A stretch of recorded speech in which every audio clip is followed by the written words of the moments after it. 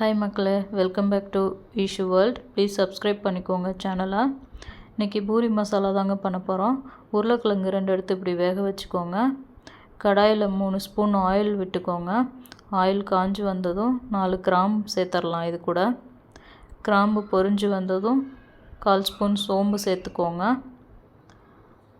பட்டை 2 சேர்த்துக்கோங்க. இது கூட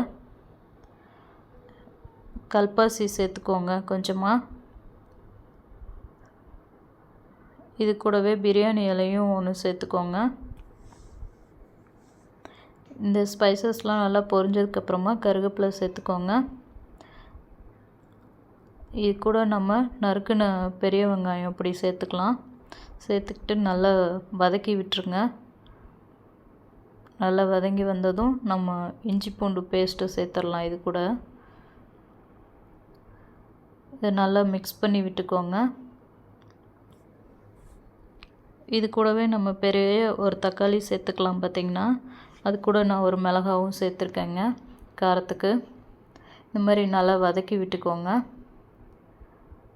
இந்த ஸ்டேஜில் நம்ம உருளைக்கிழங்கு சேர்த்துடலாம்.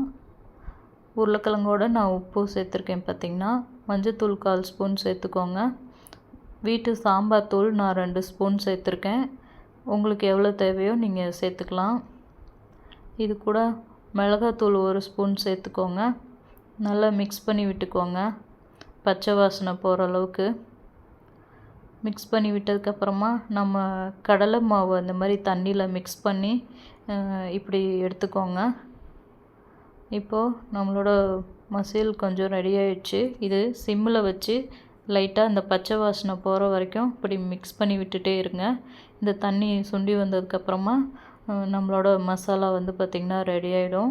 ஹோம் ஸ்டைலில் இப்படி தாங்க மசாலா நாங்கள் பண்ணுவோம். இது பூரிக்கு எடுத்துக்கிறப்போ சூப்பராக இருக்கும். பார்த்திங்கன்னா இந்த ஸ்டைலில் பண்ணி பாருங்கள் ஒரு டைமு. இந்த ஸ்டேஜில் நம்ம மல்லித்தலை சேர்த்துக்கலாம். இப்போ வாங்க சைட் பை சைடு நம்மளோட பூரியும் போட்டு எடுத்துக்கலாம். ஆயில் காஞ்சி வந்ததும் பூரி இப்படி போட்டு எடுத்துக்கோங்க. ஃபஸ்ட்டு ஒரு சைடு நல்லா ப்ரௌனாக வேக விட்டுக்கோங்க, கோல்டன் ப்ரௌனாக. பூரிக்கு மாவு எப்படி பிசையணும்னு நான் நெக்ஸ்ட்டு வீடியோவில் போடுறேங்க. இது கொஞ்சம் என்னென்ன ஆட் பண்ணணும் அப்படிங்கிறது நான் டீட்டெயிலாக உங்களுக்கு சொல்கிறேன். இந்த மாதிரி ஒரு டைம் ட்ரை பண்ணி பாருங்கள், சூப்பராக வரும். ரொம்ப நேரம் ஆனாலும் பூரி உங்களுக்கு வந்து அப்படியே பஃப்னு இருக்கும். பார்த்திங்கன்னா அமுங்கலாகாது, சூப்பராக இருக்கும் பூரி. வெறும் பூரி சாப்பிட்டாலே சூப்பராக சாப்பிடுவாங்க பசங்க. இந்த மாதிரி ரெண்டு சைடும் நம்ம திருப்பி விட்டுக்கலாம். பார்த்திங்கன்னா சூப்பராக இதோட நம்ம பூரி பார்த்திங்கன்னா ரெடி ஆயிடுச்சு ஓரளவுக்கு. இப்போ எடுத்துடலாங்க நம்மளோட பூரியை. ஆயில் நல்லா ஃபில்ட்ரு பண்ணிவிட்டு எடுத்துக்கோங்க. பூரி ரெடி. நம்ம பூரி இப்படி தாங்க இருக்கும். மசாலும் பூரியும் இப்படி மிக்ஸ் பண்ணி சாப்பிட்றப்போ அவ்வளோ டேஸ்ட்டாக இருக்குங்க.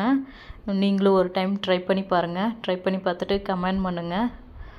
பூரி ரெடி. தேங்க்யூ.